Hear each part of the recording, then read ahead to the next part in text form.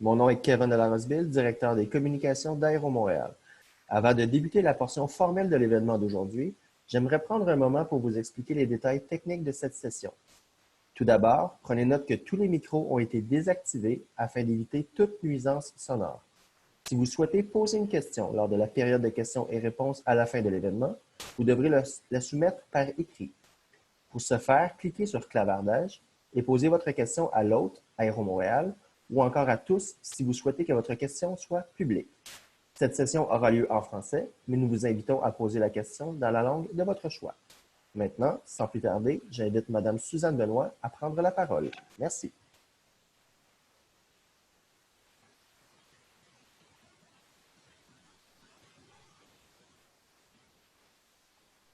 Suzanne?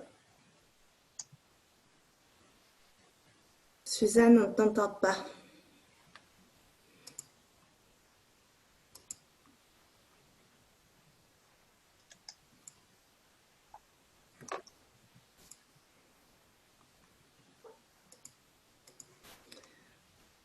Suzanne, est-ce que tu es capable d'activer ton micro? Charbel, est-ce que tu pourrais réactiver Suzanne, s'il te plaît? Elle va confirmer de son côté.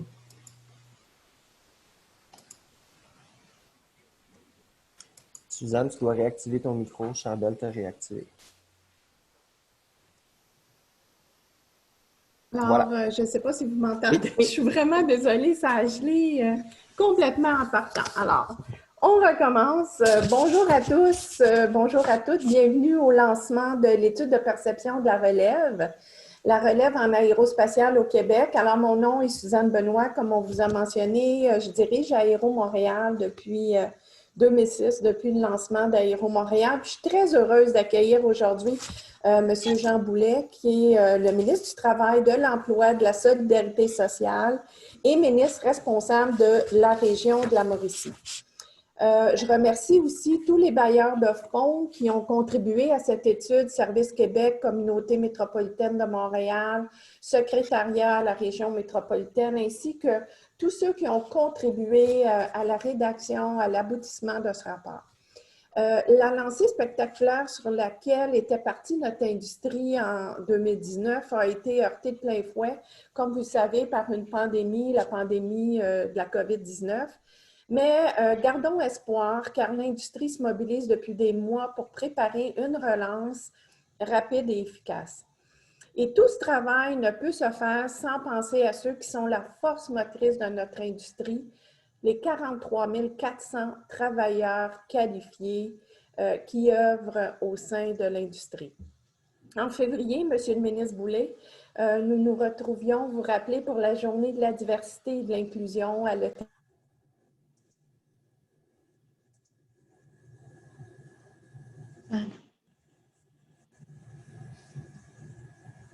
On n'entend plus, hein? Non, on t'entend plus. OK, nous revenu. Oui, j'essaie d'être très active, là, mais je m'excuse, j'ai un petit problème d'ordinateur. Alors, en février, vous avez entendu ce bout-là, M. Boulet, on se retrouvait pour la journée de la diversité, de l'inclusion. Nous vous mentionnons qu'il y avait 34 000 postes qui devaient être comblés à l'époque dans l'industrie de la fabrication et du spatial aussi d'ici l'année 2029. Quelques mois plus tard, le constat est beaucoup plus maussade, mais même s'il est toujours difficile aujourd'hui de quantifier les besoins des années à venir à cause de la crise, on a appris plusieurs enseignements. Le premier, c'est que notre industrie évolue grâce à des métiers ultra spécialisés. La force d'une main-d'œuvre qualifiée et diversifiée constitue un puissant levier de performance et d'innovation pour permettre aux entreprises de retrouver un bon niveau de croissance et de se démarquer sur la scène internationale. Dans le contexte actuel, nous devons préserver nos talents en concentrant nos efforts sur le développement des compétences de notre main-d'œuvre. Nous devons pouvoir aussi maintenir nos talents occupés, Monsieur le ministre, pour ultimement augmenter la productivité des entreprises grâce à une meilleure utilisation de ces talents et de leurs compétences. Plus que jamais, nous devons relâcher nos efforts pour attirer la relève. Alors aujourd'hui, On va avoir la chance d'avoir des jeunes sur un panel avec des industriels. Très important de garder l'intérêt de la relève. Il constitue notre principal espoir de faire en sorte que Montréal et le Québec demeurent, malgré les turbulences actuelles, la troisième capitale mondiale de l'aérospatiale.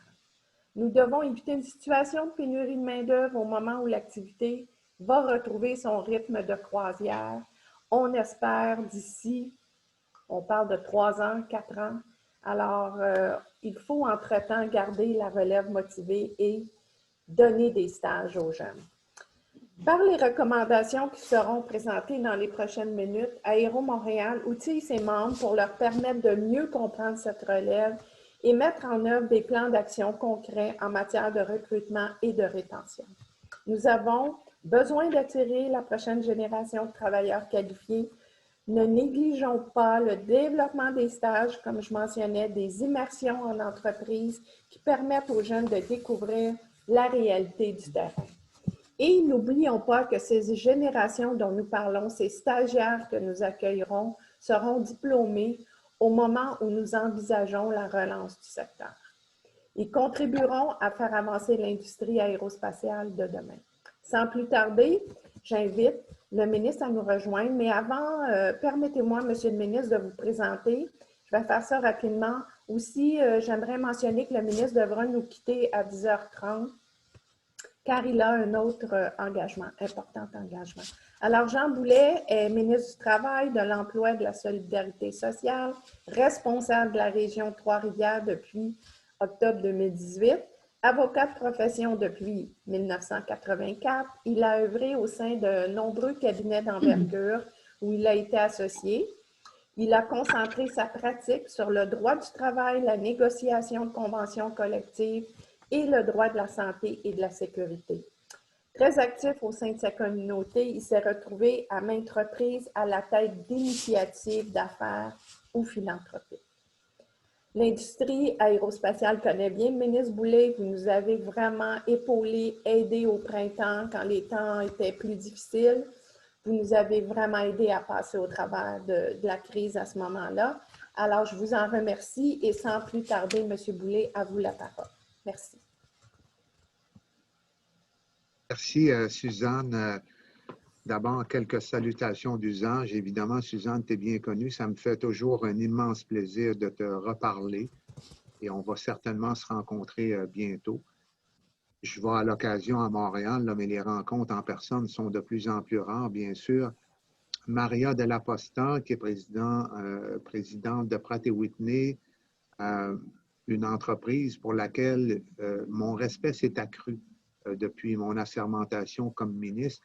Pas que cette entreprise-là, mais le secteur aérospatial là, dans son ensemble au Québec. Béatrice Perrier-Agostini, qui est directrice relève et main-d'œuvre à Aéro Montréal. Suzanne, c'est bien ça.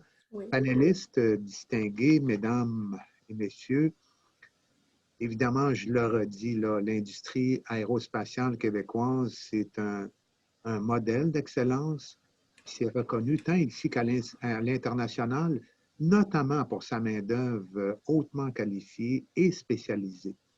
Cependant, comme dans tous les secteurs, évidemment, Suzanne en faisait référence, on a connu des bouleversements importants depuis le début de la pandémie et vous avez été comme les premiers à subir les contre-coups les plus furieux. Dès le début, vous le savez, les avions commerciaux ont été cloués au sol. Il y a eu un ralentissement de toute votre chaîne d'approvisionnement, d'entretien puis de fabrication. Puis ça a eu des effets extrêmement importants au plan humain, social et économique. Puis toutes ces chaînes d'approvisionnement-là, moi, je les considère comme aussi fondamentaux pour l'économie du Québec. Donc, il y a eu beaucoup de mises à pied, parfois des licenciements collectifs. Quand je dis licenciement collectif, ça ne veut pas dire que c'est permanent, mais c'est pour un nombre de plus que 10 salariés, là, puis les préavis varient là, dépendamment du nombre de salariés. Alors qu'avant la pandémie, on souffrait de pénurie de main-d'œuvre. On avait établi, Suzanne, à peu près 65 000 postes à pourvoir dans les 10 prochaines années. Il y en avait 37 000 qui étaient dans la fabrication, puis 28 100 en transport aérien. C'est quand même assez important. Puis on anticipait déjà à ce moment-là que les métiers de l'aérospatiale allaient évoluer de manière significative, puis qu'on allait assister à la création de nouveaux postes et de nouvelles spécialités. Puis sans compter, évidemment, tout ce qu'on avait besoin pour compenser les départs à la retraite. Vous le savez, la population vieillit, il y a beaucoup de départs à la retraite. Ça exacerbe ce phénomène-là de pénurie de main-d'œuvre. Là, la pandémie est derrière nous autres, puis la rareté de main-d'œuvre va demeurer. Ça ne disparaîtra pas du jour au lendemain. Évidemment, il y a des secteurs qui sont plus affectés, où il va y avoir du chômage pandémique pendant un certain temps. D'autres secteurs qui sont plus en effervescence, comme la construction, les TI, puis d'autres. Tout ce qui est lié, je répète souvent, à la conception d'outils technologiques ou tout ce que l'automatisation ne peut pas remplacer, les jobs à valeur humaine ou les jobs où l'humain est beaucoup impliqué, ça, il va y avoir une demande qui va être extrêmement importante. Et je réfère bien sûr à la santé notamment. Mais vous avez dans votre secteur une résilience qui est incomparable. Vous avez une capacité à surmonter les obstacles. Vous avez en matière de santé et sécurité établi des protocoles. Vous en aviez déjà parce que je sais comment vous fonctionnez avec vos comités. Tu sais, les mécanismes de prévention, les comités de santé et sécurité, les programmes de prévention, les programmes de santé, les représentants de la prévention, vous connaissez ça, vous êtes raffinés, puis vous pouvez même enseigner à bien d'autres secteurs d'activité comment prévenir. Puis les normes sanitaires qu'on a établies avec la CNSST en collaboration avec la santé publique, vous étiez déjà au-delà de ces normes-là. Mais donc, c'est un revirement quand même exceptionnel qui touche l'ensemble de la planète dans votre secteur. J'espère que ça va être derrière nous autres dans les meilleurs délais possibles. Ça va finir par l'être. Évidemment, c'est cliché de dire c'est une question de temps, mais il faut quand même être prêt à faire face et ressortir de cette pandémie-là peut-être encore plus fort. Et dans cette perspective-là, c'est important de s'intéresser à la relève. Souvent, vous me faites référence à l'importance de retenir votre main-d'œuvre stratégique. Vous y travaillez déjà, notamment en ce qui concerne la relève avec vos initiatives. Là, il y a Passion naissante, il y a Passion pour l'aviation qui vise à développer l'intérêt pour l'aérospatiale chez les élèves du primaire et du secondaire. Pour moi, c'est une façon concrète de démontrer que vous avez, non seulement vous prenez en main, mais vous avez une vision de l'avenir. Ça passe par les jeunes. Et souvent, je répète, les démographes, les économistes me le disent, à peu près 52 % de nos besoins dans les 10 prochaines années vont être comblés par les jeunes de 15 à 29 ans. Et donc, si on va vers les plus jeunes du primaire, c'est probablement le potentiel de réponse à nos besoins de main-d'œuvre, il est énormément auprès des jeunes. Je sais que vous avez obtenu l'appui financier de Conseil Emploi Métropole, notamment pour les écoles de la grande région de Montréal. Je vous rappelle, vous le savez, que mon ministère a retenu le projet « Ton premier emploi en aérospatial ». Ça aussi, je trouve ça hyper intéressant. Ça a été déposé par votre comité sectoriel de main-d'œuvre, là, qui est chapeauté par la Commission des partenaires du marché du travail. Ça, c'est dans le cadre du programme « Jeunes en mouvement vers l'emploi ». Vous vous souvenez, ça, c'était un fonds régional qui était à Ottawa, puis j'ai négocié sa récupération au Québec. Il y avait une partie du fonds pour l'intégration des personnes en situation de handicap, puis l'autre pour les jeunes en difficulté. Je suis vraiment fier. Ce projet-là, je l'aime beaucoup. Ça va permettre à 130 jeunes diplômés de vivre une première expérience rémunérée dans 45 entreprises de votre secteur, évidemment avec le support technique et pédagogique qui va être requis. Ça va permettre aussi aux entreprises de se sensibiliser à la part des jeunes fraîchement diplômés, faire un maillage entre la réalité du marché et les programmes d'enseignement en aérospatial. Je comprends bien qu'au-delà de ces projets, Vous êtes soucieux de votre image, de ce que vous projetez auprès de la relève potentielle. L'étude que vous allez rendre publique tout à l'heure est un pas important en ce sens.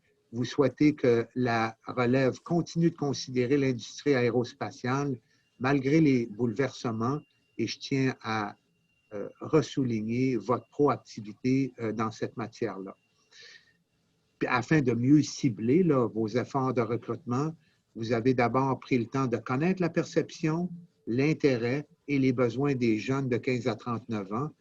Et notre gouvernement, votre gouvernement, contribue d'ailleurs à cette étude-là sur la perception de la relève grâce à une aide financière, là, sans parler de chiffres, ce n'est pas important. Mais moi, je veux continuer d'être un accompagnateur et je le fais.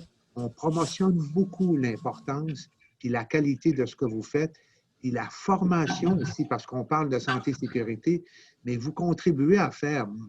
Tu sais, le upskilling, ça va aussi être un défi. Là. Tu sais, il y a des personnes que vous avez, des ingénieurs que vous allez vouloir retenir, qui vont vouloir développer certaines compétences essentielles du futur, parce qu'il faut se projeter dans le temps, voir le type d'organisation de travail, les métiers du futur, et s'assurer de combler le gap pour rehausser les compétences de notre main-d'œuvre stratégique. Et ça, pour moi, personnellement, c'est la meilleure façon de retenir votre main-d'œuvre stratégique.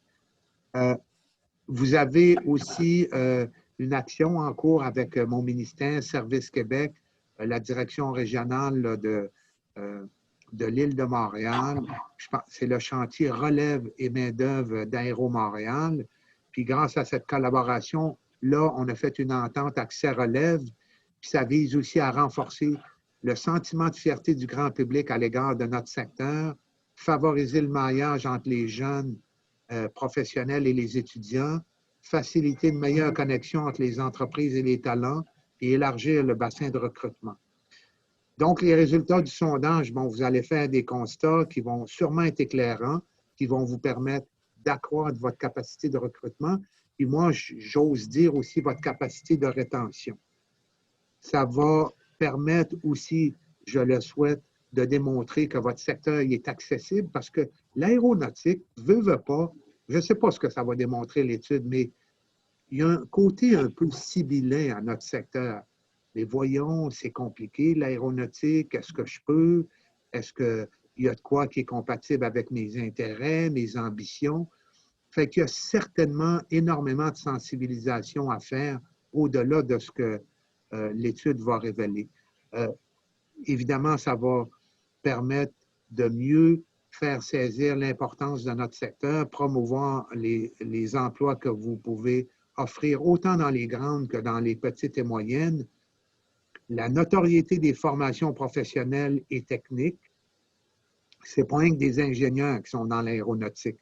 Encourager les femmes, je le lis souvent, les femmes sont éminemment affectées par la pandémie, même dans le contexte, même avec le télétravail, qui est une façon sanitaire de travailler. Les femmes, je lisais dans le Harvard Business Review, sont celles qui ont fait le plus de temps supplémentaire non rémunéré. Pourquoi? Évidemment, c'est des choses quotidiennes de la vie courante, mais ils cumulent les charges domestiques, les charges familiales, c'est les brassés, c'est les enfants, puis ils continuent à travailler, puis ils sont fiers d'avoir un horaire flexible, mais ils font du temps supplémentaire non rémunéré. Fait que ça exacerbe les risques d'anxiété, de détresse. C'est important aussi que notre inclusion, puis dans le secteur, tu sais, j'en parlais notamment avec Véronique Proulx, c'est important d'accroître la proportion des femmes aussi dans notre secteur aéronautique, faire connaître nos conditions de travail qui sont extrêmement intéressantes, développer des offres de stage, comment on peut aider à améliorer nos formations, soit de courte durée, alternance, stage, études et autres. Bon, je pense que vous vous donnez les bons outils pour garder votre talent, en attirer de nouveaux. C'est important de demeurer flexible. Puis je veux vous dire, le 16 octobre prochain, ça aussi, je m'inspire beaucoup de la littérature en relation de travail partout sur la planète. Puis je lis beaucoup The Economist, puis Harvard Business Review, puis bon, ce qui s'écrit à New York, dans le New York Times, dans le Financial Times. Puis la requalification, ça va être au centre de la relance économique pour permettre aussi aux entreprises d'accroître leur taux d'automatisation. On a encore des retards immenses avec certains pays. On a commencé, on automatise, mais quand je réalise qu'à peu près 25% de l'ensemble des processus d'affaires des entreprises manufacturières est complété au Québec, comparativement à 55% aux États-Unis puis 75% en Allemagne. Donc, le contexte actuel doit être vu comme un défi, une opportunité. Et le dialogue social, selon moi, est une condition essentielle à la relance économique. Puis c'est pour ça qu'on va tenir le forum la semaine prochaine. Je veux que ce soit un forum pratique. J'ai déjà délimité les paramètres. Je vais écrire, je vais faire un exercice de concertation avec le milieu patronal, syndical, éducation puis communautaire. On a beaucoup de participants. Je sais que vous allez être là. Puis je veux que ça débouche sur des actions concrètes. Puis j'aurai les enveloppes qui vont me permettre de financer les actions concrètes qui vont découler de ce forum-là. Fait que je ne veux pas que ce soit vu comme une espèce de grande messe. Ce sera un forum le plus pratique possible. Et je sais que plusieurs se préparent, puis la Commission des partenaires du marché du travail est extrêmement impliquée dans la préparation de ce forum-là. Ceci dit, peut-être un dernier mot. Là. Tu sais, il y en a, Suzanne, qui disait, Jean, tes passerelles de requalif, tu sais, tu fais référence à l'aéronautique, oui. Puis j'en fais référence, puis je l'écris des fois. Vous avez des manutentionnaires, vous avez des soudeurs, vous avez des mécaniciens, mais c'est jamais dans une perspective de contrainte. Mais tu sais, on a des besoins immenses dans le domaine de la construction, puis c'est sûr qu'on veut reconnaître leurs acquis puis les qualifications acquises dans le domaine de l'aéronautique, mais ce n'est pas pour vider un secteur pour répondre aux besoins d'un autre. C'est pour répondre aux soucis de notre main-d'œuvre québécoise qui a des charges financières à assumer, des hypothèques à payer, mais je sais, votre main-d'œuvre stratégique, là, c'est pas, j'ai jamais pensé à ça primairement. Et c'est sûr qu'il y a des ingénieurs.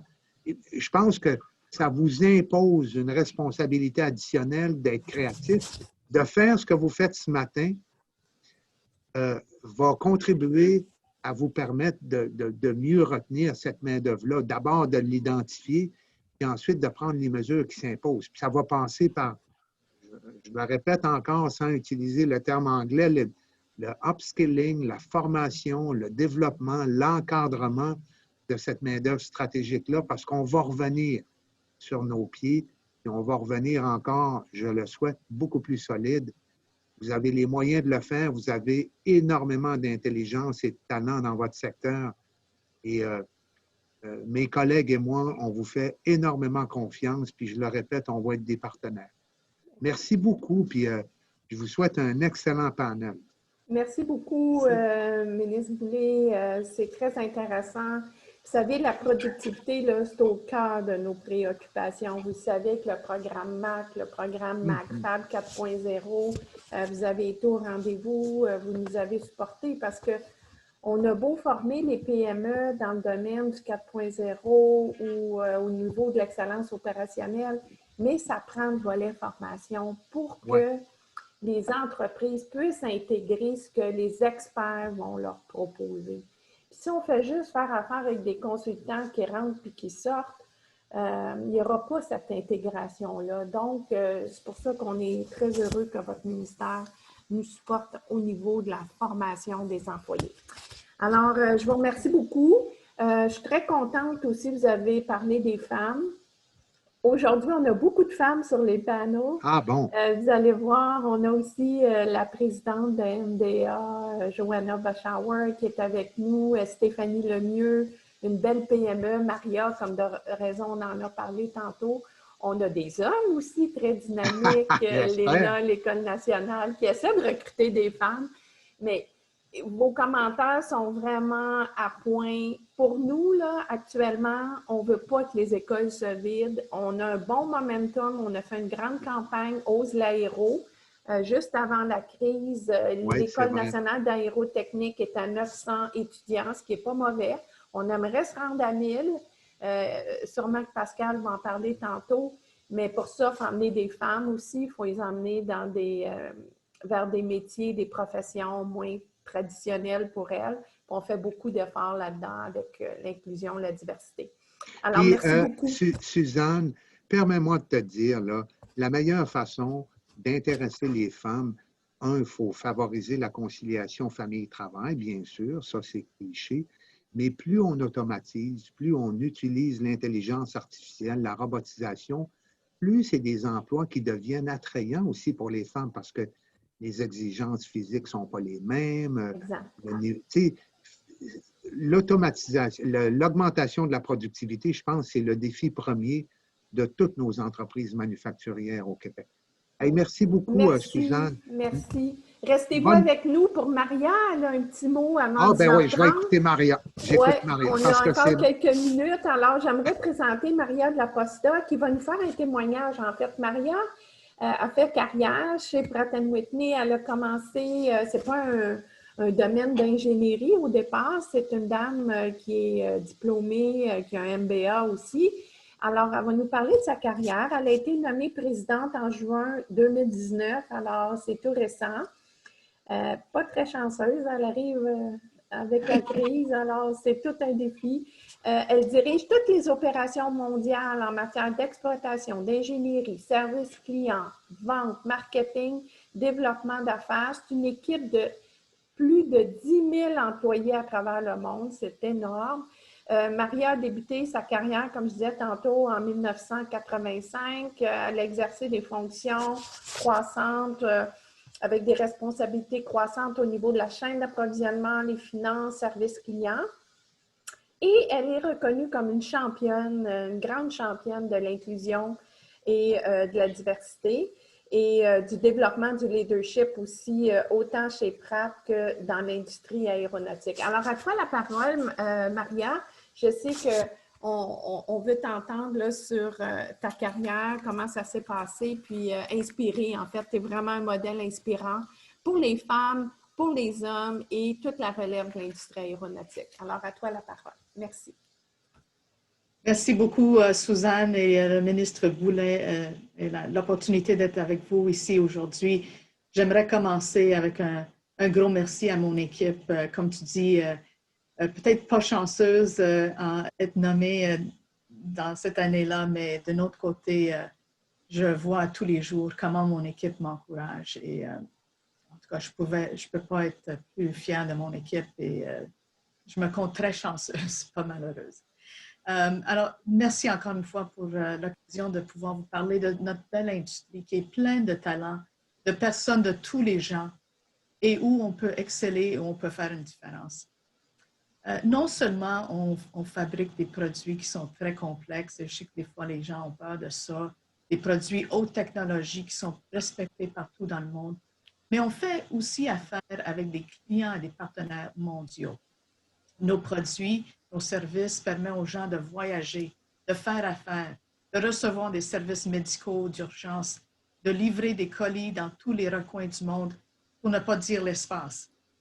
Comme vous l'avez déjà mentionné, Montréal est aujourd'hui le troisième centre aérospatial du monde après Toulouse et Seattle. Et notre industrie a une tradition de collaboration avec une variété de joueurs, de la PME à la grande entreprise, dans un écosystème qui inclut les gouvernements et le milieu académique parmi d'autres. Et Suzanne, je dois dire que l'Aéro Montréal est au centre de ce succès. Alors à toi et ton équipe, merci pour ton intérêt, tes démarches continues à nous aider. C'est sûr que des fois, l'aérospatial peut sembler inatteignable à des gens. Alors, je suis très heureuse de partager mon expérience. Chez Pratt & Whitney Canada, notre mandat est le cycle de vie complet d'un moteur d'avion. Le design, développement, la fabrication, le soutien pour nos plus de 13 000 clients et 65 000 moteurs en service. Pour ce faire, ça prend une équipe vraiment multifonctionnelle. Comme le ministre le disait, ça prend des ingénieurs, des financiers, des experts en gestion des opérations. Il y a quelque chose pour tous et chacun. Sur les 14 000 employés, on compte 20 dans l'ingénierie, 40 dans les opérations, qui comprend tout, des achats jusqu'à la logistique, à la production. 40 de nos gens sont dans tous les autres secteurs de finance, TI, ressources humaines et un tas d'autres fonctions et d'opportunités pour les gens. Alors, et pour ceux qui veulent voir le monde, 50 de nos gens sont à l'extérieur du Canada. Mon parcours, je dois dire, c'est plutôt une histoire d'amour. J'ai joint Pratt & Whitney Canada après mes études universitaires, comme Suzanne l'a dit, en 85. J'ai un bac en finance et une maîtrise. En 35 ans, j'ai eu l'opportunité de toucher à presque chaque secteur de l'entreprise. Finance, les achats, la gestion des programmes, services clients, marketing et plus récemment la présidence. Nos marchés, c'est le monde entier. J'ai pu voir des endroits, expérimenter des cultures que j'aurais jamais eu la chance de voir. J'ai pu interagir avec des leaders de l'industrie. J'ai appris la business en amenant des nouveaux produits sur le marché et en négociant des contrats avec tous les joueurs du marché, les petits comme les gros. Et ce n'est pas unique à moi. Cela est possible peu importe où on est dans l'organisation. Tout au long de ma carrière, j'ai pu bénéficier de mentors qui m'ont aidé à me développer et j'ai toujours fait partie des équipes de travail qui cherchaient toujours à se dépasser.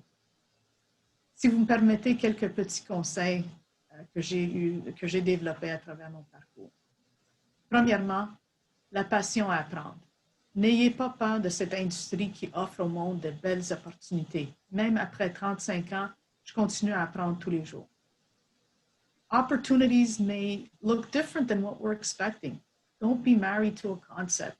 Don't put all your attention in career management. Get out of your comfort zone. Apply your skills differently.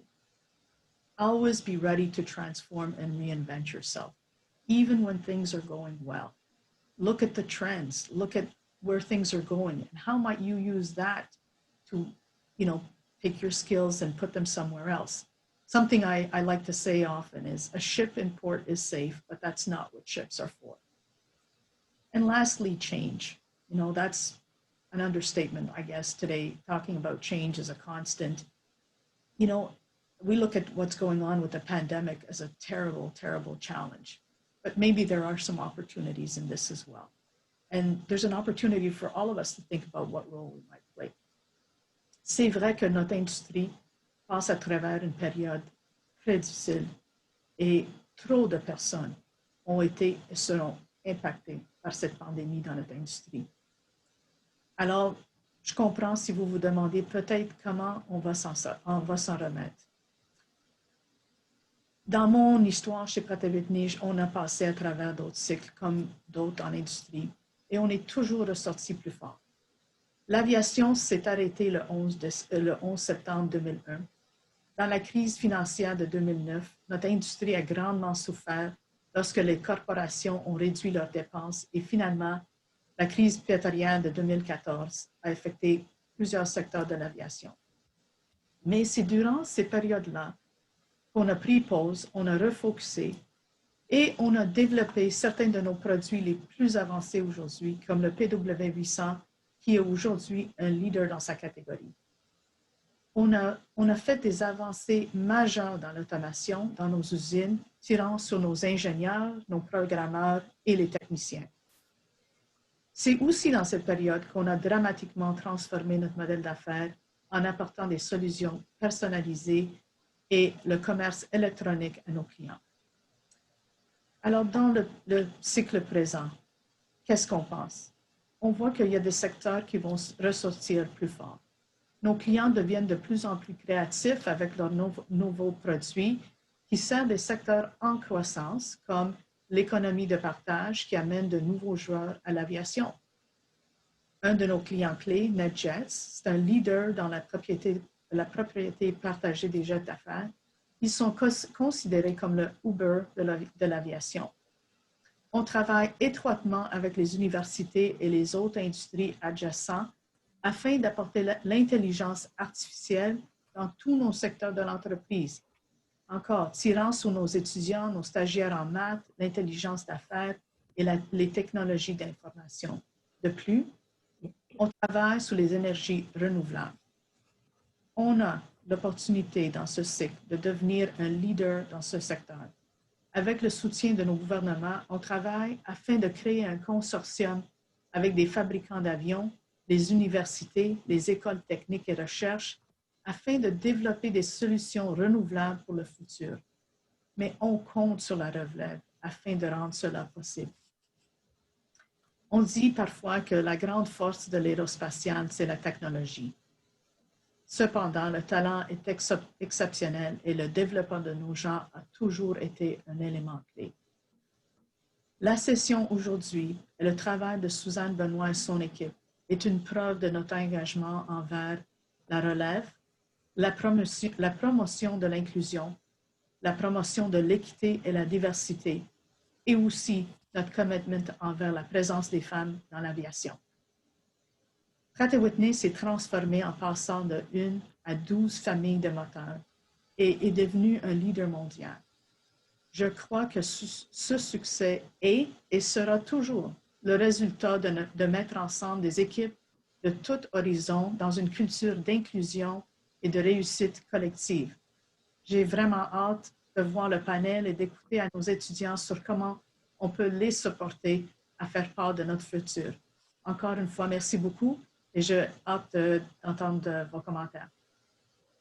Alors, merci beaucoup, Maria, pour ces bons mots. C'est vraiment inspirant pour les jeunes, pour les femmes, de voir une femme comme toi qui a réussi, qui a atteint le plus haut niveau, je dirais, chez Pratt Canada. Alors, merci encore une fois. J'aimerais ça si tu pouvais rester avec nous parce que prochainement, à l'instant, on va demander à la firme Léger de nous présenter les résultats, en fait, de l'étude de sondage qu'ils ont fait. Alors, quelques mots sur Léger. Vous savez, c'est la plus grande firme de sondage, de recherche, de marketing analytique à propriété canadienne. Ils ont plus de 600 employés répartis dans 8 bureaux canadiens et américains. Et aujourd'hui, les résultats vont être présentés par Mme Gabrielle Blais, qui est l'analyste de recherche senior chez Léger. Alors, sans plus tarder, à vous la parole, Mme Blais. Merci beaucoup. Merci. Est-ce que vous m'entendez bien? Oui, très bien. Super. Donc, bonjour à tous. J'espère que vous allez bien. Je me présente Gabrielle Blais, analyste de recherche senior chez Léger. Donc, en novembre dernier, Aéro Montréal nous a mandaté de mener une étude sur les perceptions de la relève en aérospatiale et je suis ici pour vous présenter en fait le fruit de ce travail.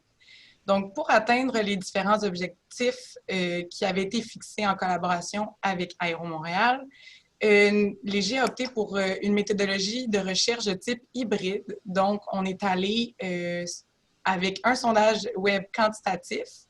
Puis, par la suite, on a suivi avec une série de 6 groupes de discussion afin d'approfondir des éléments qui ont été relevés là, dans le sondage quantitatif. Donc, il y a eu 2 groupes à Trois-Rivières, 2 groupes à Québec, puis 2 groupes à Montréal, avec des jeunes des générations Y et Z, pouvant s'exprimer en français et en anglais.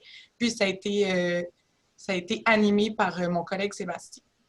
Donc, l'analyse des résultats obtenus de ces 2 phases-là ont ensuite permis de tirer 12 grandes conclusions que je vous présente à l'instant. Donc, les jeunes issus des générations Y et Z ont une opinion générale assez positive de l'aérospatiale. Leurs perceptions de l'aérospatiale sont très près de leur perception du domaine de l'intelligence artificielle, qu'on a parlé un peu aujourd'hui, et de celui des jeux vidéo. Le secteur est vu comme un secteur de pointe, un secteur qui attire les meilleurs talents, mais la caractéristique qui est la plus associée au secteur de l'aérospatiale, c'est qu'il s'agit d'un secteur qui n'est pas à leur portée.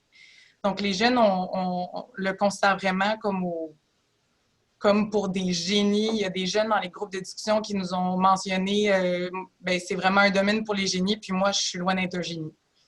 Donc, c'est clair qu'il faut davantage informer les jeunes que les formations ne se limitent pas seulement aux études en génie, que c'est un secteur qui est accessible et peut-être essayer de moins pousser les aspects innovation, expertise qui viennent participer un peu à cette vision d'inaccessibilité que les jeunes ont.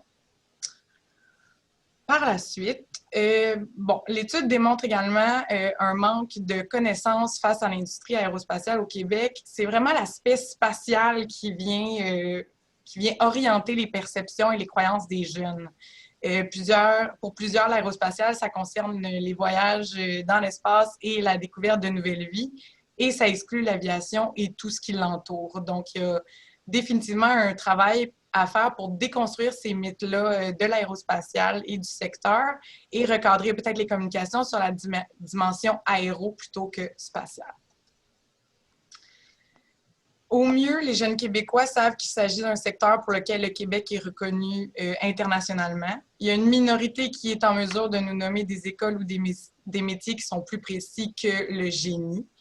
Et même que de leur propre aveu, en fait, les jeunes mentionnent qu'ils n'ont pas vraiment entendu parler de l'aérospatiale dans leur parcours scolaire. Donc, il y a vraiment une méconnaissance qui est importante ici, là, qui est fortement présente. Donc, ce qui serait une bonne idée pourrait de travailler, en fait, de faire accroître la visibilité du secteur dans les écoles secondaires et les cégeps afin de mieux informer les travailleurs de demain sur ce que c'est en général. Avec les faibles connaissances qu'ils possèdent, les jeunes ont aussi l'impression que pour décrocher un emploi dans le secteur de l'aérospatiale, il faut faire de longues études en sciences, à l'université et faire beaucoup de mathématiques. C'est seulement environ le quart des jeunes qui savent que des formations professionnelles et techniques offrent des débouchés dans le secteur. Donc, on voit qu'il y a quand même beaucoup de zones grises. Là. On peut voir, oui, un manque d'intérêt pour certains, mais sinon, on n'a pas l'expertise requise, on n'a pas l'expérience, les études vont être trop longues. Donc, ce serait super important de faire valoir que les formations professionnelles et techniques ouvrent des débouchés dans le domaine. Informer les jeunes sur les prérequis pour accéder à ces formations-là et informer aussi sur le temps que ces formations-là prennent pour les compléter, pour peut-être privilégier aussi les générations Z, donc aller dans les écoles secondaires où la majorité sont encore à ce niveau-là, où ils n'ont pas encore pris leur décision de carrière et de futur. Les résultats démontrent également, on en a parlé un petit peu, il n'y a pas beaucoup de femmes dans le domaine, mais les résultats démontrent aussi beaucoup de différences entre les sexes. On voit que les femmes semblent éprouver moins d'intérêt que les hommes pour le secteur. On a une moins grande proportion de femmes qui perçoivent des opportunités intéressantes pour elles dans le domaine de l'aérospatiale. Et elles sont également moins familières que les hommes avec les formations et emplois. Les communications, en général, aux yeux des participants, tant pour les programmes de génie que pour les formations professionnelles, sont généralement orientées vers les hommes et c'est pour ça que les jeunes femmes ne s'y reconnaissent pas. Donc, ce serait vraiment important de cibler les femmes dans les communications, participer, commanditer des événements thématiques liés aux femmes et l'industrie, mettre de l'avant les femmes comme aujourd'hui qui œuvrent dans l'industrie. Il y a vraiment plein d'options, il y a vraiment plein de mouvements qui prennent. Donc, juste de participer à ces mouvements-là, ça va aller vous chercher, ça va vraiment s'adresser à elles, puis elles vont se sentir interpellées. Les résultats de la méthode d'analyse MaxDiff démontrent que le secteur en soi a très peu de poids quand vient le temps de choisir une carrière pour les jeunes. Donc, on remarque que les conditions de travail et le salaire ont plus de 4 fois le poids du secteur d'activité dans le choix des jeunes quand ils pensent à leur carrière future. L'assurance aussi de trouver de l'emploi facilement est 3 fois plus importante à leurs yeux que le secteur d'activité. Donc, clairement, les jeunes recherchent un mode de vie agréable. Ils souhaitent rentrer à la maison en ayant encore de l'énergie nécessaire pour avoir une vie sociale. Donc, profitez-en. Communiquez sur les besoins de main-d'œuvre dans le secteur au cours des prochaines années. Faites valoir qu'il y a des postes qui vont ouvrir, qu'il va y avoir une sécurité d'emploi. Faites connaître vos conditions de travail, les salaires moyens, les avantages sociaux généralement en vigueur dans l'industrie. En fait, communiquer les informations qu'ils recherchent, qu'on a trouvées durant cette étude-là, pour les interpeller plus particulièrement. Avec le peu de connaissances qu'ils possèdent sur l'industrie, les jeunes peinent aussi à imaginer à quoi peut ressembler une journée de travail typique dans le domaine de l'aérospatial. Donc, tel que je viens de le présenter, les caractéristiques d'un emploi, les tâches à accomplir, l'environnement de travail, les horaires, l'ambiance, les possibilités d'avancement et les défis professionnels pèsent tous plus lourd dans la balance que le secteur en soi. Donc, donnez-leur des témoignages, invitez-les à discuter avec quelqu'un qui fait un type de poste qui les intéresse pour voir le travail au quotidien, pour leur permettre de voir à quel point une journée peut être stimulante et peut correspondre en fait à ce qu'ils recherchent, au-delà de leur opinion, de leur vision de ce que ça représente travailler en aérospatial. Bonne nouvelle, les jeunes sont mobiles. Les résultats démontrent que 46% des jeunes se disent prêts à déménager si un emploi les intéresse. Et si un logement abordable est fourni par l'employeur ou est recherché par l'employeur, on passe à 56% des jeunes qui sont prêts à déménager. Chez les Montréalais, on a 2/3 qui se disent prêts à travailler à l'extérieur de l'île et faire le trajet au quotidien. Et si un transport est organisé par l'employeur, on passe à 76% des Montréalais. Donc, c'est pas négligeable ici. Donc, considérez offrir des incitatifs pour attirer les jeunes travailleurs potentiels dans vos entreprises. Ils sont achetables, ils sont prêts à bouger, puis ils n'ont pas peur de se déplacer. Les résultats démontrent aussi qu'il existe des différences quand même entre les générations Z et les milléniaux qui ne sont pas à ignorer. Donc, on s'en doute un peu, ils sont pas à la même étape de leur vie et ça se reflète vraiment dans leur vision du travail et dans leur processus décisionnel. Donc, les milléniaux, pour la majorité, on a déjà eu des emplois, on sait à quoi ça ressemble, on connaît un peu la vraie vie d'adulte. Donc, on ne recherche pas nécessairement les mêmes choses.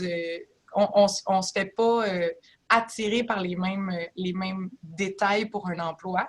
On peut penser, il y en a qui ont des familles, donc le déménagement, ils vont peut-être être un petit peu moins fervents à l'idée de partir. Donc, s'il y a des incitatifs comme des garderies en milieu de travail, il y a des choses comme ça qui peuvent leur être communiquées, qui vont les attirer. Puis, de l'autre côté, ben, la génération Z, eux, c'est, comme on l'a dit, c'est plus en termes d'avantages de travail et d'horaires flexibles. Donc, considérez vous adresser de manière différente à chaque cible avec des offensives de communication différentes pour attirer ces deux générations-là.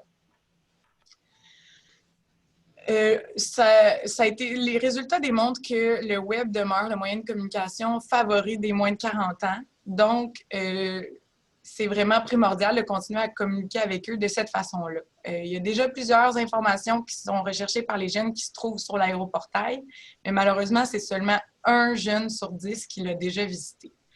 Donc, c'est pas à négliger comme outil. Il est là, il y a déjà les informations. Profitez-en pour afficher les offres d'emploi, les cheminements, les bons coûts, les informations qui vont être attrayantes pour les jeunes et faisant la promotion aussi dans les endroits fréquentés par le public cible, donc les écoles secondaires, les cégeps, les universités. Associez-vous avec les écoles, entre entreprises pour faire de la communication croisée, du référencement croisé pour pouvoir donner plus de visibilité et accroître la notoriété du portail. Que ce soit un stage d'1 journée ou 2 dans le cadre d'un cours au secondaire ou que ce soit une session complète à l'université, les jeunes jugent qu'un stage s'agit d'un atout majeur dans leur parcours scolaire. Les plus vieux milléniaux qui n'avaient pas eu la chance d'en faire disaient que ça avait vraiment manqué. C'est quelque chose qu'ils auraient aimé avoir la possibilité de faire dans leur parcours scolaire. Les jeunes voient que c'est en travaillant que tu découvres ce que tu aimes ou pas. Donc, offrez des stages, accueillez des groupes de jeunes pour visiter vos bureaux, bon, en temps de non-COVID peut-être, à passer une journée avec vous. Si vous êtes une école, offrez l'opportunité aux jeunes de le faire, puis accompagnez-les dans le processus, montrez-leur que c'est pas compliqué, que c'est une belle opportunité, c'est une belle façon de faire. Puis, c'est sûr que vous allez réussir à attirer la main-d'œuvre de demain. Finalement, les 3/4 des jeunes Québécois affirment qu'ils préféreraient travailler dans une petite ou une moyenne entreprise. Bien sûr, ils vont associer peut-être les salaires plus compétitifs et les meilleurs avantages sociaux aux grandes entreprises, mais ils ont la perception que c'est dans les PME qu'ils obtiendront les meilleures conditions de travail, la meilleure ambiance et la plus grande flexibilité dans les horaires, bref, toutes les caractéristiques qu'on a établies plus tôt qui étaient importantes à leurs yeux. Donc, les grandes entreprises, mettez de l'avant les conditions de travail de vos employés, vantez votre environnement de travail et votre ambition. Si c'est pas, allez bouger un peu leur vision, puis montrez-leur que vous êtes capable de faire compétition aux petites entreprises. Et les petites et les moyennes entreprises, communiquez davantage sur vos avantages sociaux et vos salaires compétitifs. Il manque un peu d'informations, mais c'est sûr que ça va aller chercher des bons joueurs dans vos équipes. Donc, je viens de vous donner un petit coup d'œil rapide à des conclusions qui a été possible de tirer suite à notre collecte et à nos groupes de discussion. Mais à partir d'aujourd'hui, vous trouverez le rapport complet sur le site d'Aéro Montréal qui présente plus en profondeur les 12 constats que nous avons effleurés aujourd'hui et qui aussi vous présente également des pistes de solutions, des recommandations pour soit changer les choses ou encore mettre à profit déjà. Alors, merci beaucoup. Merci, Gabrielle. C'était très intéressant. J'aimerais maintenant présenter, en fait, le panel. J'espère que tu vas rester avec nous, Gabrielle, pour la suite des choses. On va présenter le panel. Alors, sur la perception de la relève en temps de pandémie et des nouveaux défis liés à la main-d'œuvre en aérospatiale. Alors, on a des experts ce matin qui sont issus de l'industrie. Alors, je suis très ravie de vous les présenter. On a Jérémy Viret, ambassadeur du regroupement Relève d'Aéro Montréal.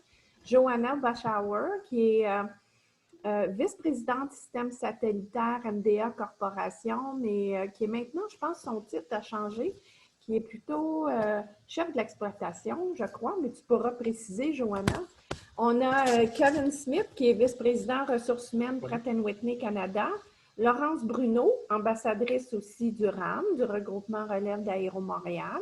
Pascal Desilets, ardent défenseur de l'aérospatiale, qui est directeur de l'École nationale d'aérotechnique. Et Stéphanie Lemieux, présidente de Libellule Monde, une belle PME de Mirabel qui a su se réinventer aussi en période de crise. Alors, tout ça, le beau panneau va être géré par Béatrice Perrier-Agostini, qui est directrice chez Aéro Montréal pour relève et main-d'œuvre. Alors, bonjour tout le monde et je suis très heureuse de vous accueillir à ce panel et je suis convaincue qu'il sera des plus intéressants. À toi la parole, Béatrice. Merci, Suzanne. Vous m'entendez bien? Donc, je suis très heureuse de vous accueillir à ce panel aujourd'hui qui sera, j'en suis convaincue, des plus intéressants. Alors, rentrons tout de suite dans le vif du sujet avec la première question qui est destinée aux deux représentants du RAM, le regroupement Relève d'Aéro Montréal, donc nos deux ambassadeurs. Alors, voici la première question. Depuis le déroulement de l'étude, le contexte a changé. L'industrie a été frappée par la pandémie de la COVID-19. Selon vous, en quoi la crise que nous connaissons actuellement a-t-elle impacté votre perception de l'industrie? Et j'aimerais donner la parole en premier à Laurence, s'il vous plaît. Merci beaucoup, Béatrice. Donc, qu'est-ce qu'on observe autour de nous? C'est assez simple, c'est l'incertitude, mais c'est aussi une nécessité de s'adapter au changement.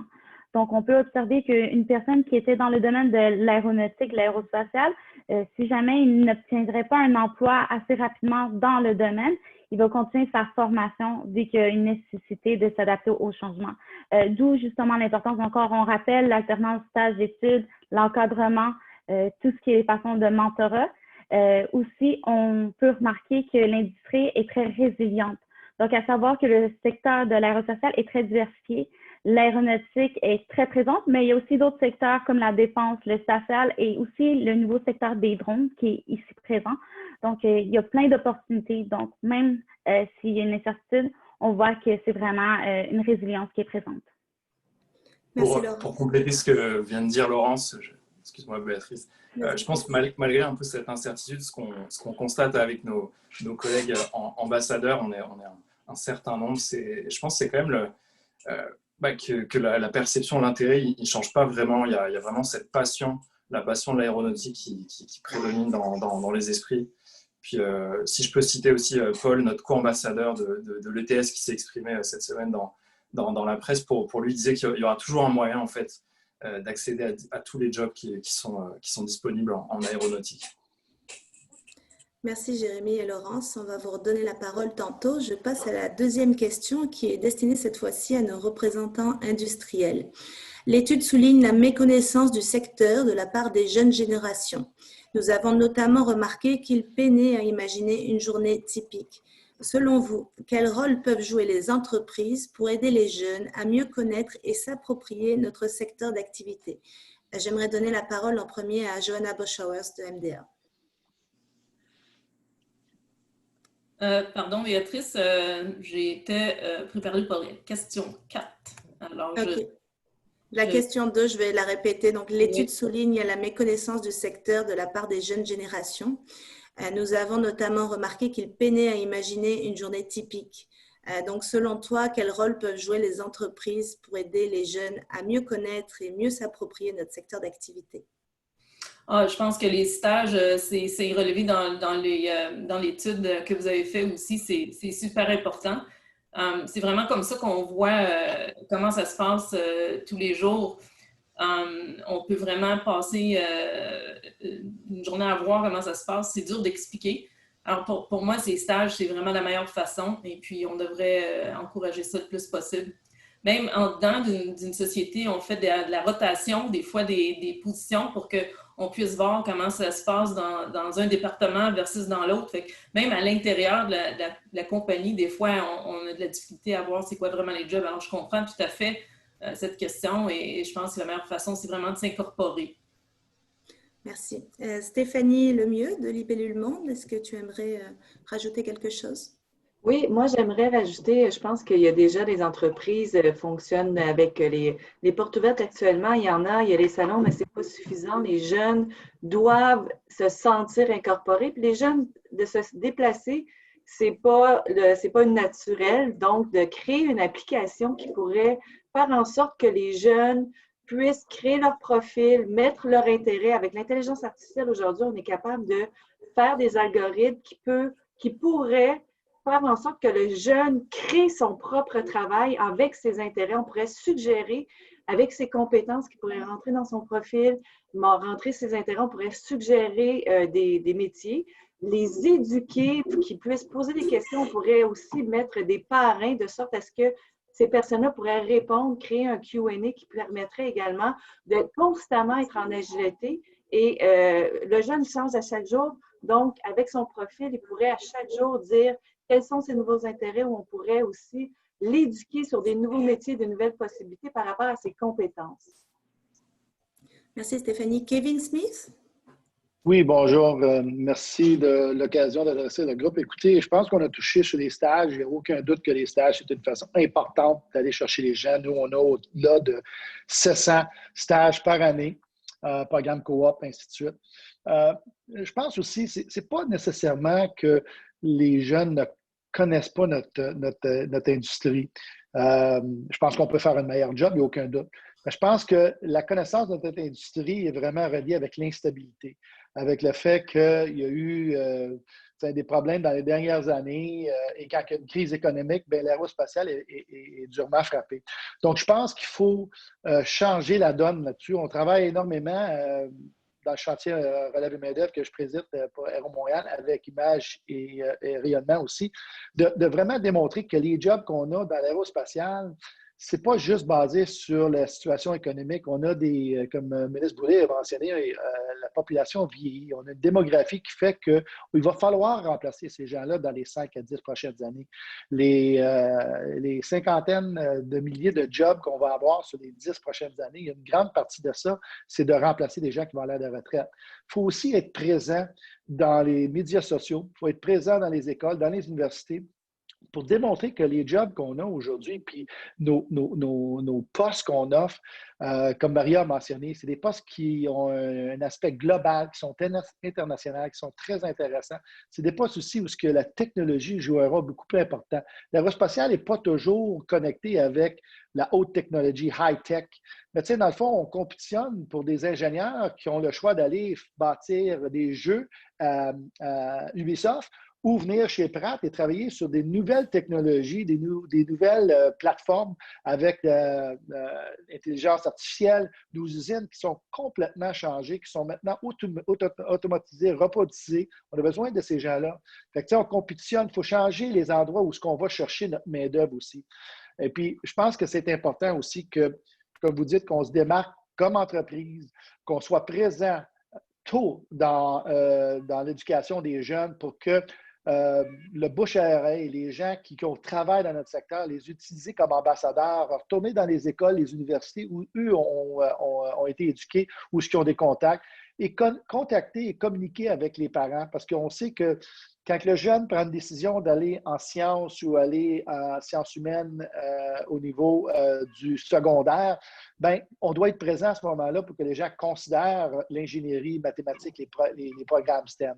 Donc, je pense que ce n'est pas juste une approche, il faut être multidisciplinaire et il faut aussi s'assurer qu'on touche plusieurs secteurs.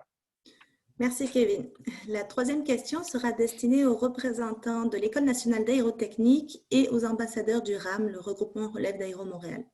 Alors, l'étude nous apprend que l'aérospatial est vu comme un secteur d'avenir, innovant, reconnu internationalement et qui attire les meilleurs talents. Mais de ce fait, la majeure partie des jeunes de moins de 40 ans doutent que le secteur soit fait pour eux et ils le considèrent hors de portée. Quel message aimeriez-vous passer à la relève? On va commencer avec Pascal Desilets, s'il vous plaît. Je pense que on a peut-être dans les dernières années porté un peu trop d'importance, si on veut, juste vraiment là, à la haute technologie et tout ça. Et on a négligé, par exemple, la promotion des parcours. Il y a des cours au secondaire qui se donnent là, à l'École des métiers d'aérospatial, par exemple, pour former des employés en aérospatial. Il y a des cours à l'École nationale d'aérotechnique, c'est un cégep. On peut venir faire son cégep en aérospatial. Donc, on a un travail à faire pour faire la promotion davantage de ces formations-là, qui sont souvent un point d'entrée. Et on peut venir vraiment l'étudier. L'aérospatial, c'est une passion. L'essayer, c'est l'adopter. Et donc, je pense qu'on a un travail aussi à faire d'aller les stages, de recevoir les jeunes dans les entreprises pour pouvoir leur montrer les possibilités. Puis tout à l'heure, Maria aussi parlait, il y a 40% des emplois chez Pratt qui sont pas des emplois technologiques, mais des emplois dans d'autres secteurs. Il faut aussi faire la promotion de ces emplois-là. On a un écosystème extraordinaire. L'École nationale d'aérotechnique, c'est la plus grosse au monde, mais personne ne le sait. Personne ne sait qu'on a ces bijoux-là au niveau secondaire, au niveau cégep, qu'on est connecté avec les universités. On a un écosystème très passionnant. Je pense qu'on a un travail à le faire connaître et à bien le positionner, à connecter avec les gens. Le défi est beaucoup de notre côté. Je pense que comme industrie, on a à travailler à mieux rejoindre et à mieux connecter avec les gens.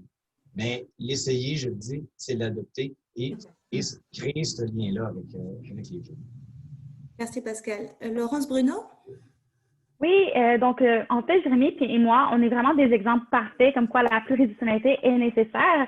On est des étudiants en administration à l'EG UQAM et on s'est venu à s'intéresser à l'aéro à différents moments, dans différents parcours de nos vies pour des différentes raisons à ce moment-là. Donc, c'est vraiment intéressant et comme le signalait Pascal, il faut l'adopter, il faut l'essayer, il ne faut pas avoir peur de foncer. Merci, Jérémy. Je pense qu'il y a le témoignage qu'on essaie de donner avec Laurence, puis je pense à Samy, enfin d'autres collègues ambassadeurs qui sont en sciences politiques, en droit, qui font vraiment des compétences qu'ils développent qui ne sont pas spécialement liées en premier lieu à l'aéronautique, mais c'est nous, notre témoignage personnel, on le donne à nos autres collègues étudiants qui ne pensent pas spécialement à l'aéro. Kevin Smith parlait d'Ubisoft, il y a des choses qui font peut-être plus rêver comme ça, mais en fait, l'aéro, ça peut être attirant. Puis les témoignages, je pense, personnels peuvent permettre de s'identifier et de donner des vocations en fait, par la suite. Merci. La question suivante s'adresse aux représentants industriels. L'équité, la diversité et l'inclusion font de plus en plus partie des valeurs des organisations issues de notre industrie. Comment peut-on arriver à attirer plus de jeunes femmes dans notre industrie? Auriez-vous des expériences ou des exemples d'initiatives développées au sein de vos entreprises respectives à partager? Je donnerai la parole pour commencer à Stéphanie, s'il vous plaît. Oui, ben moi, je suis un exemple. J'ai commencé dans l'aéronautique il y a 25 ans. Je suis une femme d'affaires à 100% actionnaire. Donc, on fait partie de la diversité. Il y a 25 ans, c'était pratiquement seulement masculin. Pourtant, j'ai eu ma place. Comme Pascal le disait, c'est vraiment une grande famille, l'aéronautique. C'est un monde prestigieux et c'est un monde qui doit être connu. Puis en créant justement des sites web où il y aura plus d'informations sur la mission, les valeurs, en démystifiant aussi c'est quoi les compétences d'un homme, les forces d'un homme et les forces et les compétences d'une femme. Une femme reste une femme, un homme reste un homme. Il faut apprendre à communiquer puis à unir nos forces et à apprendre aux femmes à mieux se vendre dans l'industrie aéronautique. C'est un milieu d'hommes, ça va prendre quelques années avant qu'on puisse avoir plus de femmes, mais il faut les motiver à venir vers nous, à venir dans cette industrie, puis enlever la peur, la crainte que c'est un monde qui est inaccessible, même si c'est un monde d'hommes. Les hommes aiment ça, travailler avec les femmes. C'est un équilibre. Donc, je pense qu'il faut pousser vraiment mieux, apprendre à connaître comment que la femme peut s'intégrer, faire des formations en fonction que la femme ne se mette pas en échec, parce qu'évidemment, les formations, souvent, mais les hommes vont être plus bullies, puis les femmes vont moins prendre leur place. Donc, être capable de s'identifier dans un domaine qui est autant masculin que féminin, puis il y a tellement de métiers, et on a besoin de tout le monde pour être capable de continuer dans cette industrie-là. Merci, Stéphanie. Johanna Boschauers? Oui, alors je vais commencer par dire que pour moi, ça fait même 35 ans ou plus que j'ai fini les études. Alors, j'étais encore plus, disons, une bête unique. Mais je trouve que les choses ont beaucoup changé. Et aujourd'hui, je pense que ça commence vraiment par les attirer, les femmes, au niveau des études. Aujourd'hui, si je regarde ce qu'on engage dans notre compagnie, c'est 100% axé en proportion de ce qui sort des universités. Alors, je pense qu'au niveau des engagements dans les entreprises, les gens sont intéressés, mais s'il n'y a pas de candidates qui sortent de l'université, on ne peut pas les engager en plus grande proportion non plus. Alors, c'est vraiment les intéresser au niveau des études pour que le bassin soit plus grand pour les entreprises. Ensuite, je pense que ça prend des modèles, des gens comme Maria de la Posta, comme moi, qui montrent que c'est possible d'être là dans un domaine qui est technique peut-être, traditionnellement dominé par les hommes, le domaine des hommes, mais c'est vraiment plus comme ça.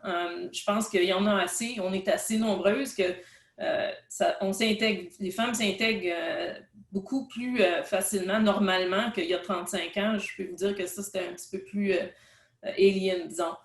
Et aujourd'hui, c'est pas comme ça. Alors, une fois qu'elles sont dans le système, je pense qu'elles vont se trouver tout à fait à l'aise. Je dirais aussi, en mon expérience, c'est que les femmes ont besoin d'une petite poussée de plus que les hommes. Là, je vais vous dire, c'est peut-être une généralisation, mais en mon expérience, statistiquement, il y a une vérité là, qu'on dirait que les femmes ont souvent besoin d'être certaines d'être capables de réussir avant de prendre le prochain pas, plus que les hommes qui ont peut-être plus tendance à se lancer en sachant ou pensant qu'ils vont être capables de se débrouiller.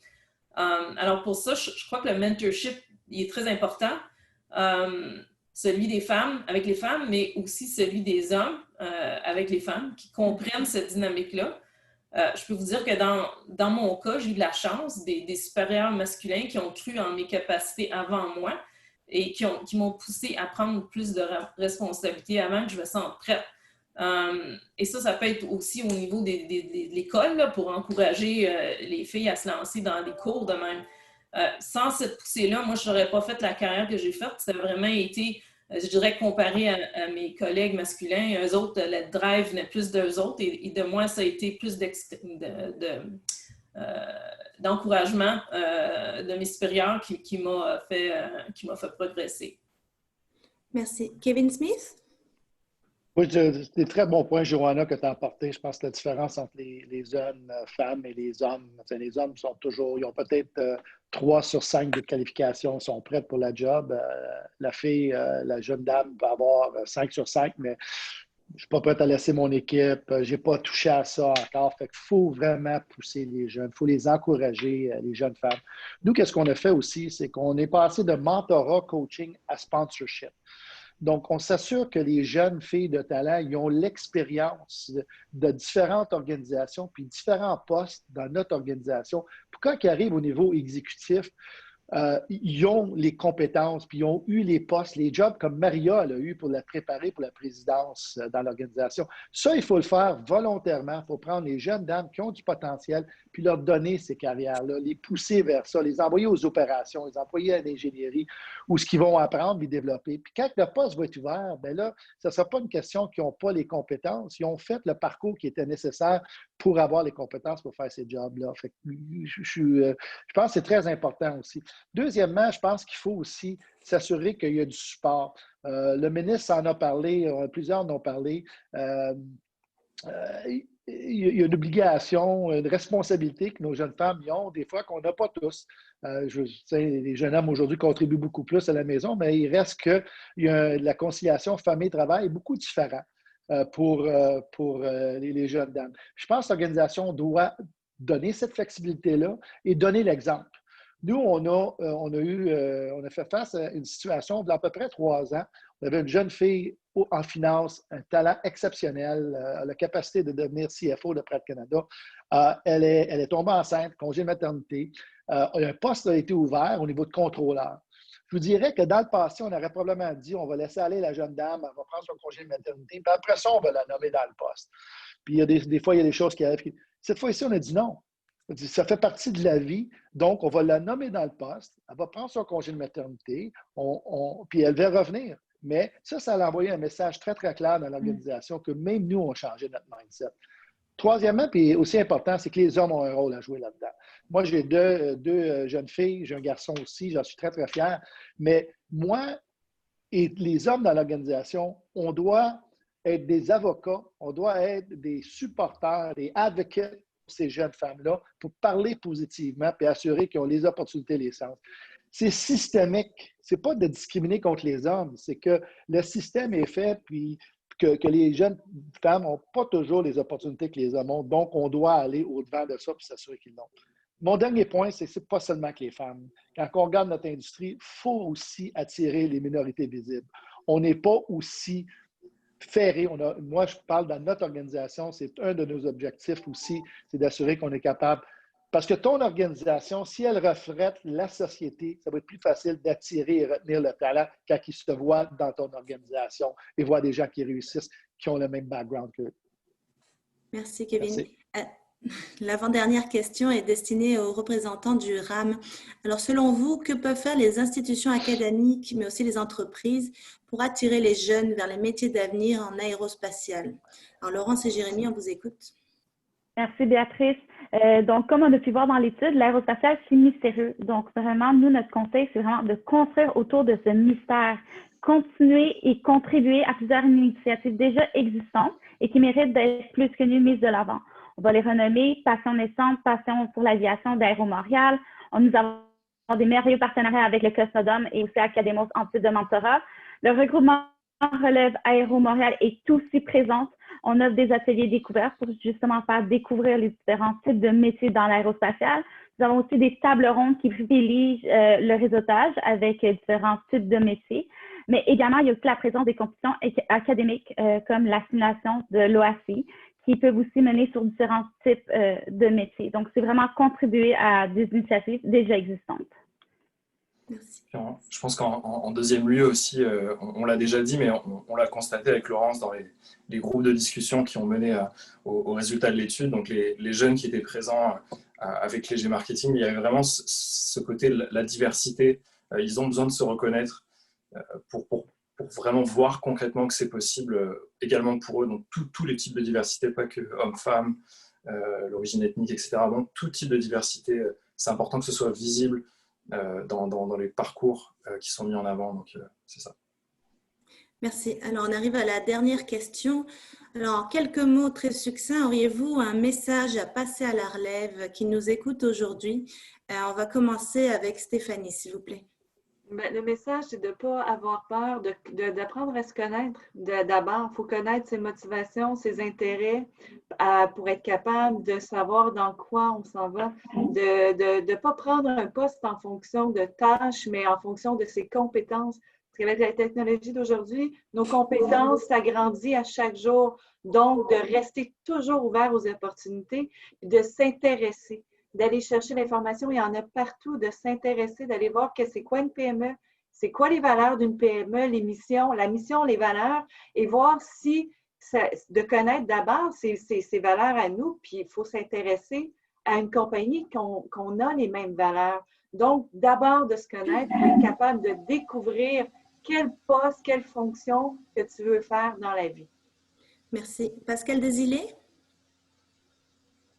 Pour les jeunes, en fait, il faut dire que l'aérospatial, c'est passionnant, mais c'est aussi très divertissant. C'est un écosystème extraordinaire. Puis on l'a vu dans l'étude, il faut aussi parler de notre environnement de travail. On a des conditions extraordinaires en aérospatial, on a des possibilités de promotion. On peut commencer une carrière, puis on peut vraiment aller dans l'exploitation des avions, travailler dans le marketing, on peut avoir nos propres business. Donc, les possibilités sont énormes, mais c'est vraiment un écosystème. Puis je vais leur dire, l'essayer, c'est l'adopter, mais il faut amener les jeunes à comprendre ça, que c'est un environnement extraordinaire, puis que les conditions sont extraordinaires aussi. J'ai juste un mot à dire. Merci, Pascal. Laurence Bruno? Oui, merci, Béatrice. Donc, moi, c'est surtout un conseil au niveau de la situation en ce moment, cette incertitude. Il faut se rappeler que rien ne se perd, rien ne se crée, tout se transforme. Puis surtout, si vous ne demandez pas, vous n'obtiendrez rien. Donc, encore, venez, demandez, on est là pour vous. Merci. Kevin Smith? Écoutez, je pense que Pascal a dit avec beaucoup de passion qu'est-ce que moi je voulais dire. Je pense que les deux mots l'ont dit, oser l'aéro. L'aéro, pour moi, a été une carrière exceptionnelle. Maria a mentionné son parcours, puis c'est vrai, c'est réel. On peut commencer en finance, puis finir, aller à l'exploitation, l'achat, opération, et devenir présidente de Pratt & Whitney Canada. Moi, je suis rentré en ressources humaines, j'ai géré, été en charge des communications, je me suis occupé des affaires gouvernementales, la santé et sécurité. Donc, c'est une possibilité. Je pense qu'on peut joindre une organisation, on peut joindre l'aérospatiale, puis pas être nécessairement obligé de changer d'employeur, changer de secteur pour avoir d'autres défis. Parce que c'est ça qu'ils veulent les jeunes aussi. C'est des projets, c'est des défis. C'est ça qui garde et qui attire les gens. Puis nous, on dit aux jeunes, notre jeune talent, c'est levez votre main. Osez prendre des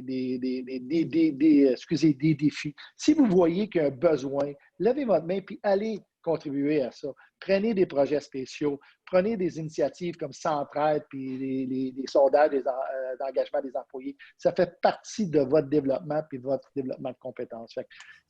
L'aérospatial, c'est un monde exceptionnel. Puis pour moi, c'est une passion. Oser l'aéro, c'est ça que je vous dirais. Merci, Kevin. Johanna Boschauers? Oui, j'en ai un, mais là, Kevin, tu m'as inspiré pour un deuxième. Alors, je vais parler vite. Alors, j'appuie ton point que quand on rentre dans une compagnie ou dans un domaine comme l'aéro, c'est loin d'être un cadre fixe dans lequel on reste toute notre carrière avec une job particulière. C'est vraiment plus comme un fleuve qui nous amène on ne sait pas où. Et puis, j'ai un ado à la maison en ce moment qui est paralysé par le choix de programme à l'université parce qu'il pense qu'il embarque dans une voie pour la vie. Puis c'est tellement pas ça. On rentre dans l'aéro puis on peut faire tout plein de jobs intéressants qui sont vraiment diverses et trouver un chemin là-dedans qui s'adapte à nos forces, à nos faiblesses, à notre personnalité. Alors, allez-y puis vous allez découvrir plein de possibilités. Fait que ça, c'était mon rajout. L'autre point que je voulais mentionner, c'est probablement une leçon de vie qui s'applique à moi, si j'avais pu retourner 30 ans en arrière puis l'appliquer, je pense que j'aurais été en tout cas beaucoup plus heureuse et plus sereine dans ma carrière. C'est vraiment, quand vous ne savez pas quelque chose, là, que ce soit aux études, que ce soit dans une entreprise, n'ayez pas peur de poser des questions quand vous ne savez pas quelque chose. On peut penser qu'en fait, on dévoile notre ignorance. Moi, c'est comme ça que je me sentais, là, donc je ne voulais pas poser des questions au cas où c'était des questions niaiseuses, disons. Puis peut-être que c'est une affaire plus pour les femmes aussi, je ne sais pas, mais moi, je me suis sentie comme ça. Puis on pense qu'on cache cette ignorance-là, mais en fait, en posant les questions, qu'est-ce qu'on fait? C'est qu'on démontre notre curiosité d'apprendre, puis on bâtit une fondation de connaissances importantes pour les prochains défis. Et je suis sûre, quand j'entends parler Kevin Maria, ils ont fait des postes différents dans l'entreprise. Ça se fait tout au long de nos études et de notre carrière. On apprend, poser des questions, puis bâtir la fondation, c'est comme un besoin fondamental pour bien réussir ça. Merci. Jérémy Viré, le mot de la fin?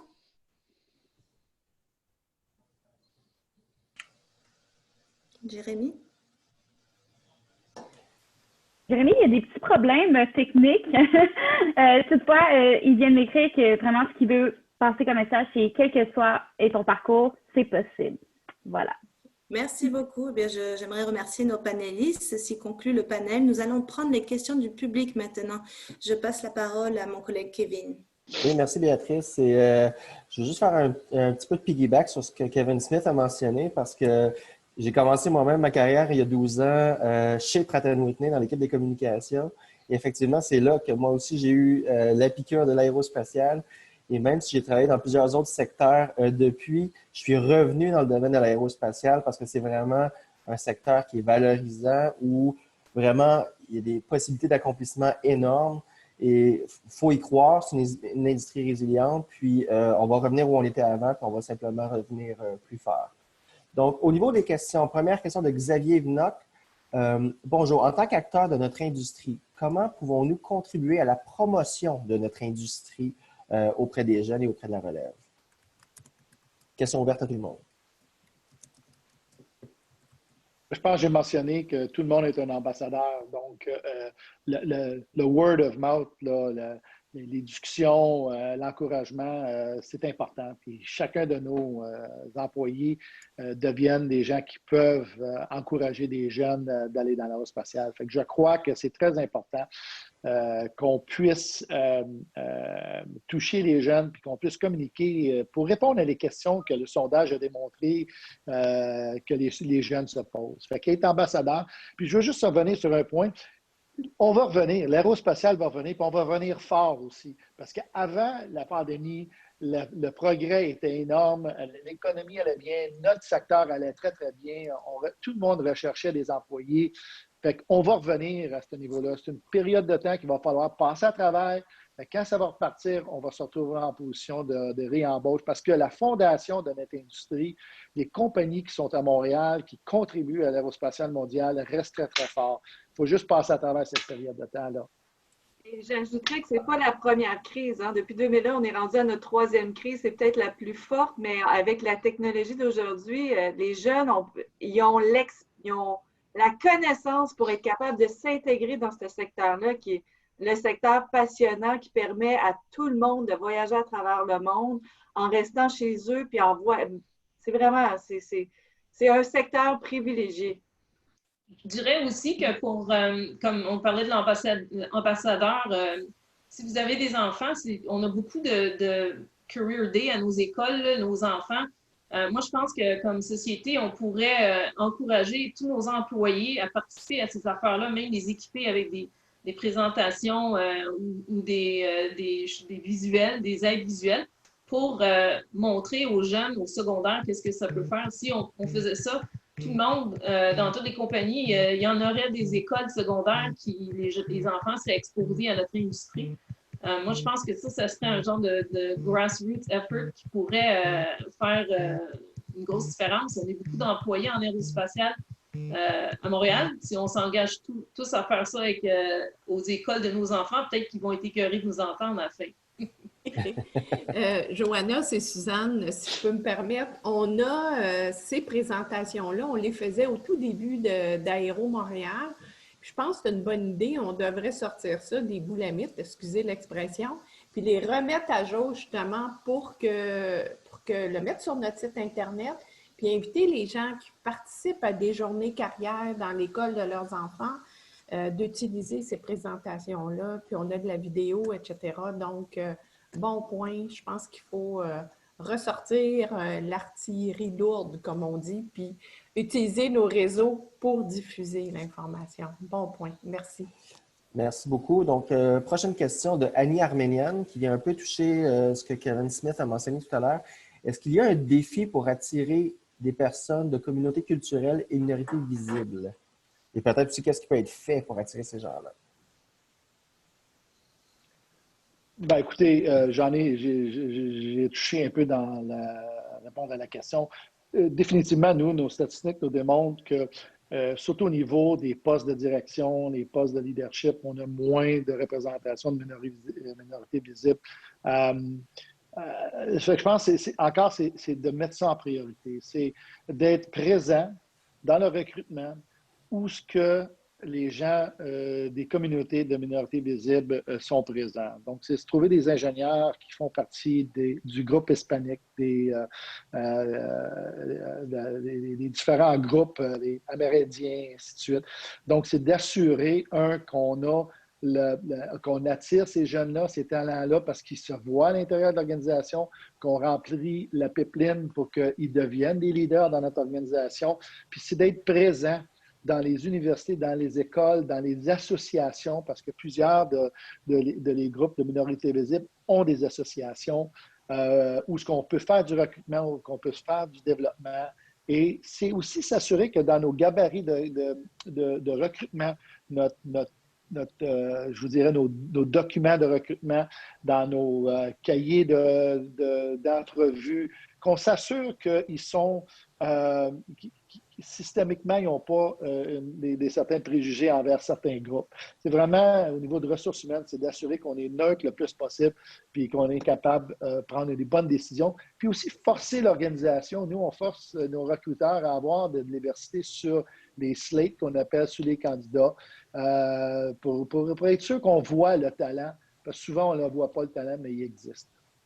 Je pense que ça ressemble beaucoup au processus, en fait, d'intégrer les femmes avec un recul de quelques années, parce qu'on n'est peut-être pas rendu à la même place, mais il faut augmenter le bassin, il faut promouvoir l'industrie dans ces environnements-là. Allô? Plus il y a de gens, plus c'est normalisé, plus ils se voient là, plus on les voit là, plus ça... Allô? Allô? Allô? Oui, M. Smith. Oui, excusez. On vous entend. Oui. OK. En tout cas, je voulais juste dire, plus ça crée la normalité, puis il faut activer cette boule de neige-là qui prend du volume en avançant vers ça. Puis je pense que c'est la même chose pour les minorités visibles que c'est pour les femmes. C'est juste qu'on n'est peut-être pas rendu au même point exactement. Si je peux compléter, en fait, nous, on le voit à l'école, déjà, il y a le virage où la proportion d'étudiants qui viennent de minorités est beaucoup plus importante qu'avant. Mais ce qui est important là-dedans aussi, c'est d'encadrer, de soutenir un peu l'arrivée de différentes personnes. À l'école aussi, on a beaucoup maintenant d'étudiants internationaux. On n'avait pas ça avant au cégep. Et là, on a de plus en plus d'étudiants internationaux qui rentrent. Donc, on voit vraiment une arrivée massive.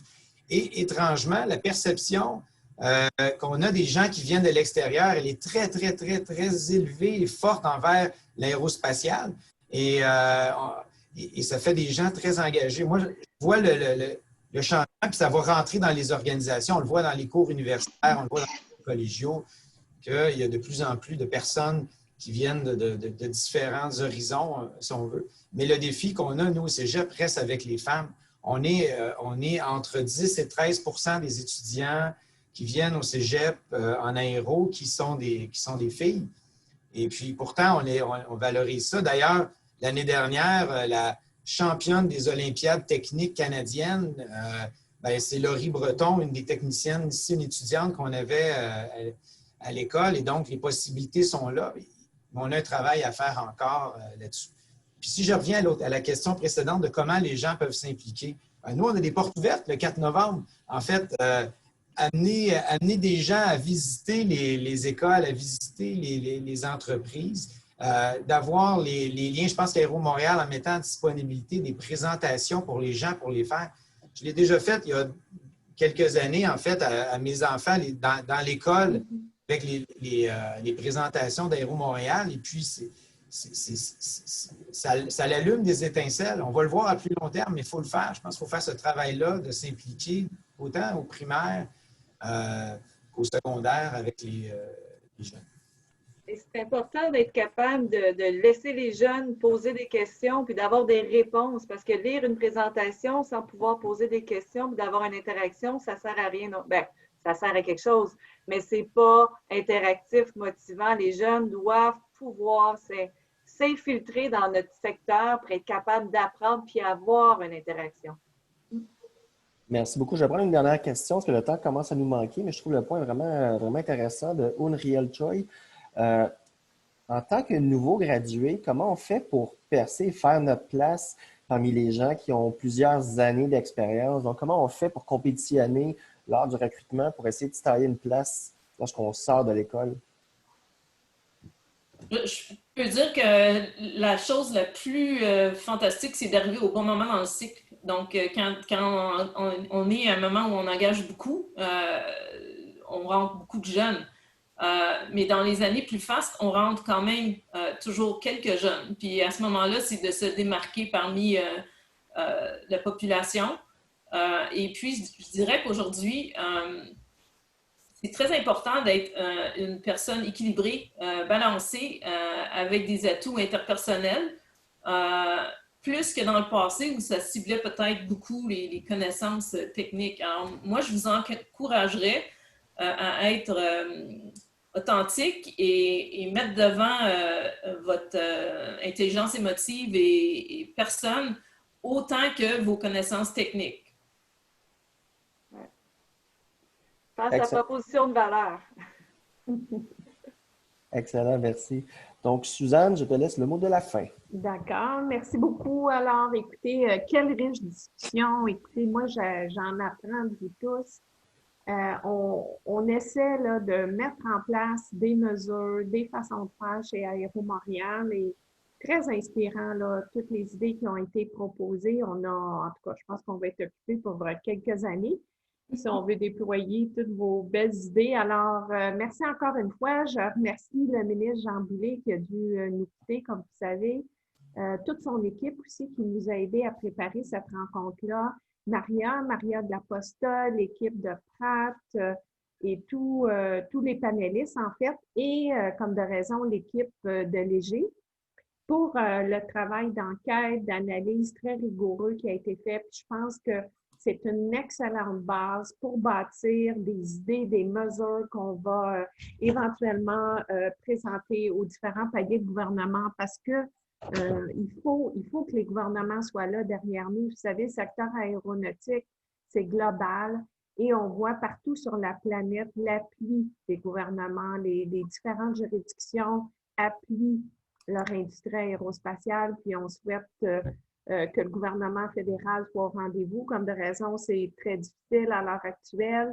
On n'a pas encore eu de signe dans le cadre de la crise, mais on va cogner encore à leur porte puis on va essayer qu'au niveau du Québec, ben, l'appui est là. Ils ont très bien compris l'importance stratégique de notre secteur et les jobs payants, comme dirait notre premier ministre Legault, que le secteur génère. Alors, encore une fois, merci à vous tous et merci à l'équipe d'Aéro Montréal pour votre beau travail. C'est fantastique. Je suis toujours impressionnée par tout ce que vous faites. Alors, merci beaucoup. Merci à Béatrice surtout, là, qui a été hyper impliquée dans ce projet-là. Merci et bon long week-end. Et restez chez vous, comme dirait le premier ministre. Merci beaucoup. Merci. Bye-bye. Merci. Bye-bye. Au revoir.